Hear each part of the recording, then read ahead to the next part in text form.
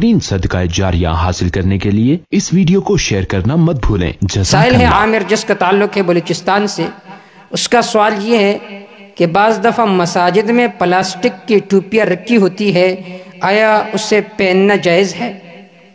اس کا جواب یہ ہے کہ مسجد میں پلاسٹک کی ٹوپی جو میلی کچیلی ہو اس کو رکھنا اور پھر اس میں نماز پڑھنا یہ مکروہ ہے۔ کیوں؟ کیونکہ قرآن مجید میں اللہ رب العزت کا ارشاد ہے، یا بنی آدم خذوا زینتکم عند کل مسجد، اے آدم کے اولاد سجدے کے وقت زینت کے اسباب اختیار کرو۔ تو یہ جو ٹوپی آپ پہنتے ہو پلاسٹک کی، یہ آپ کسی مجلس میں جا کر تو نہیں پہنتے ہو، کسی بڑے مجلس میں جا کر آپ اس ٹوپی کو پہن کر نہیں جا سکتے ہو، تمہیں شرم محسوس ہوتی ہے، تو اللہ کے دربار میں کس طرح تم یہ ٹوپی پہن کر حاضر ہوتے ہو؟ لہذا ٹوپی اپنے گھر سے لے کر جائیے مسجد میں۔ مسجد میں رکھی ہوئی ٹوپی اس کو استعمال کرنا، اس حالت میں نماز پڑھنا یہ مکروہ ہے۔ لہذا یہ رسم قابل ترک ہے، جن مساجد میں ہے تو انہیں چاہیے کہ اس رسم کو ختم کریں، ان ٹوپیوں کے رسم کو۔ اگر ٹوپی نہیں ہے تو ننگے سر نماز پڑھو۔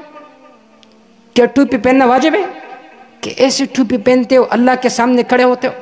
بعض لوگ رومال پہنتے ہیں، تو یہی رومال تم سر پر رکھ کر کسی اچھے مجلس میں جا سکتے ہو؟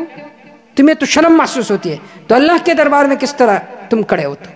پگڑی باندھو، ٹوپی پہنو، اچھی ٹوپی جس میں تم اچھے لگتے ہو۔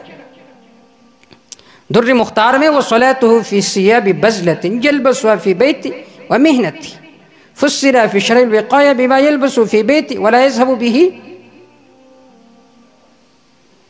کہ ایسی ٹوپی پہننا، ایسے کپڑے پہننا جو آدمی کے محنت کے کام کاج کے کپڑے ہو، اور اس میں آدمی ولا یذهب به الی الاکابر، بڑی جگہوں میں نہیں جا سکتا، تو والظاہر ان الکراہۃ تنزیہیہ، تو ظاہر یہ کہ اس میں کراہت تنزیہی ہے، اس طرح ٹوپی پہننا، اس طرح محنت کام کاج کے کپڑوں میں نماز پڑھنا یہ مکروہ تنزیہی ہے۔